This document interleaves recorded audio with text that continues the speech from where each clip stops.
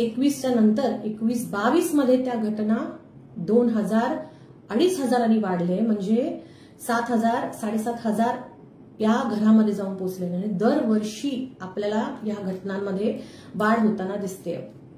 जर ही आकडेवारी आपण ग्राह्य धरली तर तुम्ही साधं गणित करा. 7,521 महिला प्रत्येक या एका वर्षामध्ये जर आपण बलात्कारा पीडित धरत असू तर प्रत्येक महिन्याला आपल्या महाराष्ट्रामध्ये किती महिलांचे बलात्कार झालेले असतील? आकडे सांगतात 626. आणि प्रत्येक दिवसाला किती होत असतील? 2 महिलांचे बलात्कार होत आहेत, हे आकडे सांगतायत. आता ह्या सगळ्या रिपोर्टेड केसेस आहेत, पण मी जसं म्हटलं तसं अनेक अशा केसेस आहेत की ज्या रिपोर्ट होत नाहीत, त्याचाही आपल्याला विचार करावा लागेल.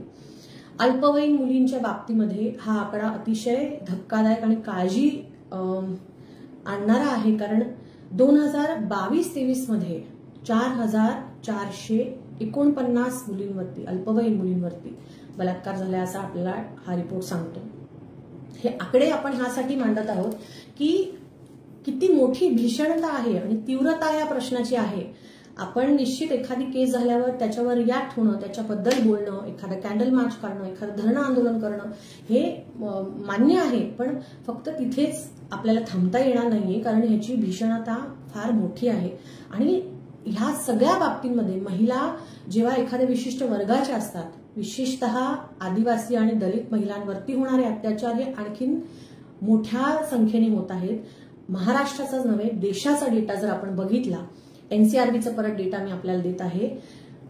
प्रत्येक दिवशी 10 दलित महिलांवर अत्याचार होत आहेत. हा एनसीआरबीचा नॅशनल डेटा आहे. हे जर आपण बघितलं तर आपल्या आजूबाजूला नेमकं काय चाललंय? आपण अमृतकाल म्हणत आहोत, 75 वर्ष आपण आझादी सगळी साजरी करत आहोत. हे सगळं करत असताना आपली अर्धी जनसंख्या ही कुठल्या परिस्थितीत आहे ह्याच्याबद्दल आपण विचार करणं, त्याच्यावरती आपण काहीतरी पुढे करणं हे महत्वाचं आहे असं मला वाटतं.